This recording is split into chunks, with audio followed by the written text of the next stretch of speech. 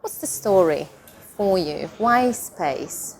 Actually, when I went to school, I went for aerospace engineering, just because I've always fascinated by things that fly, aeroplanes, balloons, helicopters, satellites, rockets, and as luck has it, in my profession, I deviated towards space, and I'm into space. Space is extremely interesting. It's fascinating. The thing is, as an adult and as a professional engineer, I still have the same excitement about space as I used to have as a kid when I was in school. So it's that fascination of the unknown, of the challenge, of the glamour that goes with space, with rockets, with astronauts, and it's just every kid's dream. And to get a chance to work in this industry, that's just the most satisfying job ever. How do you make a difference in the world? So satellites, especially telecom, observation, disaster relief, weather satellites, will always play a critical part in human development and economic development.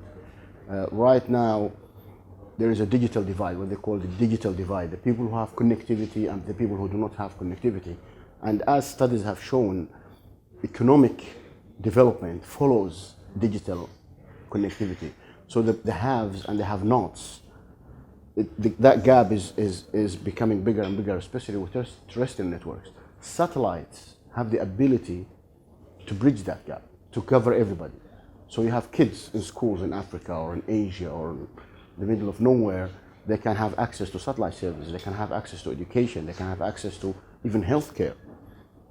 That cannot be that cannot be offered by terrestrial networks.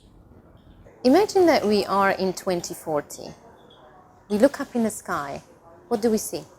You will look up in the sky, you will look up around you, and you will see machines that move by themselves. You will see self-driving cars. You will see self-flying airplanes. You will see self-controlled flying drones. And that's part of the narrative. And the only way you're going to get there is with satellites. And right now, maybe it's a crazy idea to fly in an airplane with no pilot up front, but guess what? If we get there and we cross the psychological barrier, it will be much safer, much more reliable. You'll get there on time, and it will be a much more comfortable ride.